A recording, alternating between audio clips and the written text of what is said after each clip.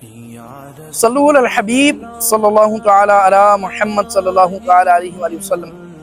عاشقان رسول صلی اللہ تعالی علیہ وسلم، پیارے آقا صلی اللہ علیہ وسلم کا فرمان معظم علی شان ہے کہ تم، یہ حدیث پاک کا مفہوم ہے کہ قبرستان میں جایا کرو، قبروں پر جایا کرو، کیونکہ یہ دنیا سے بے رغبتی اور آخرت کی یاد دلاتی ہے۔ اسلام بھائیو، ہمارے ہاں کیا ہوتا ہے کہ اگر کوئی یورپ میں یا پردیس میں ہے، 8 10 12 15 سال بعد جب پاکستان جاتا ہے اور اگر اس کی کسی کے والدین کی یا کسی عزیز و اقارب کی قبر پر جائے تو ہمارے قبرستان کا حال یہ ہوتا ہے کہ ہمیں قبر نظر نہیں آتی۔ کئی دفعہ تو یہ ہوتا ہے کہ قبریں مٹ چکی ہوتی ہیں، اوپر بھرتی پڑ چکی ہوتی ہے، یا کوئی اور چیز بن چکی ہوتی ہے، یا جھاڑیاں ہوتی ہیں، ان کے اندر کیڑے مکوڑے، پتہ نہیں کون سے جانوروں نے گھر بنائے ہوتے ہیں۔ ہمارے قبروں کے معاملات یہ ہیں، یہ ڈسپلن ہے۔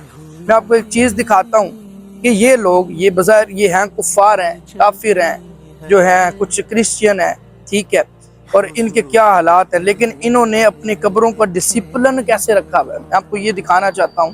آپ ذرا ان کو دیکھیں، یہ مسجد کے ساتھ ہی قبرستان ہے ان کا، ٹھیک ہے، اور آپ ان کی قبریں دیکھیں کہ انہوں نے ان کا ڈسپلن کیسے رکھا ہوا ہے، ٹھیک ہے۔ یہاں پر 90s کی قبریں بھی ہیں، 1900 1800 اتنے پرانی قبریں بھی یہاں پر موجود ہیں، ٹھیک ہے، اور ان لوگوں نے قبروں کو کیسے بنا کے رکھا ہے۔ یہاں پر ایک باقاعدہ انہوں نے بندہ ہائر کیا ہوتا ہے جو ان قبروں کے جو ہے معاملات کو دیکھتا ہے، ہر وقت صفائی کرتا ہے۔ ہمارے وہاں پر اتنے باغیچے خوبصورت نہیں، جہاں جتنے قبرستان خوبصورت ہے، ٹھیک ہے۔ تو پیارے اسلامی بھائیو، ہمیں بھی یہ سوچنا چاہیے، ہمیں قبرستان میں جانا چاہیے، اپنی قبروں کی حفاظت کرنی چاہیے، ٹھیک ہے۔ وہاں ہمیں اپنے قبرستانوں کو خوبصورت بنانا چاہیے، وہاں پر پودے لگانے چاہیے، ٹھیک ہے، کیونکہ جو سبزہ ہوتا ہے، جو پودے ہوتے ہیں، یہ اللہ کا ذکر کرتے ہیں، ٹھیک ہے۔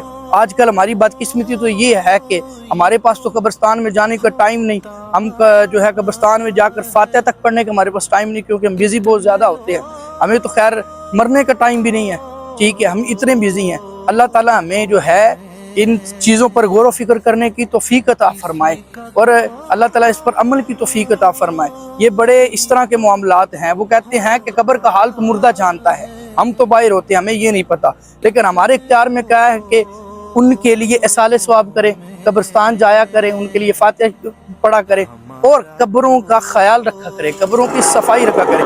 آپ ذرا غور سے دیکھیں، ٹھیک ہے، اور انہوں نے کس طرح کے معاملات رکھے ہوئے ہیں۔ کوئی بھی ایسی قبر نہیں ہوگی کہ جو پتہ چلے کہ یہاں پر اس کے معاملات خراب ہیں۔ بظاہر ان کا جو بھی عمل ہے، ٹھیک ہے، وہ ہمیں پتہ ہے کہ الحمدللہ پیارے آقا علیہ الصلوۃ والسلام کی شفاعت سے، اللہ تعالیٰ کے کرم سے، ٹھیک ہے، اللہ تعالیٰ کرم فرماتا ہے۔ لیکن میں ایک بظاہر ڈسپلن کی بات کرنا چاہ رہا ہوں کہ جو ڈسپلن ہے، جو صفائی ستھرائی ہے، یہ ان لوگوں نے قبروں کا بھی، قبرستان کی بھی صفائی رکھی، ہم تو اپنی صفائی نہیں رکھ پاتے۔ اللہ تعالیٰ عمل کی توفیق عطا فرمائے، اور ہمیں جو ہے اس بات پر غور و فکر کر کے عمل کی توفیق عطا فرمائے۔ صلو علی الحبیب صلی اللہ تعالی علی محمد صلی اللہ علیہ وآلہ وسلم۔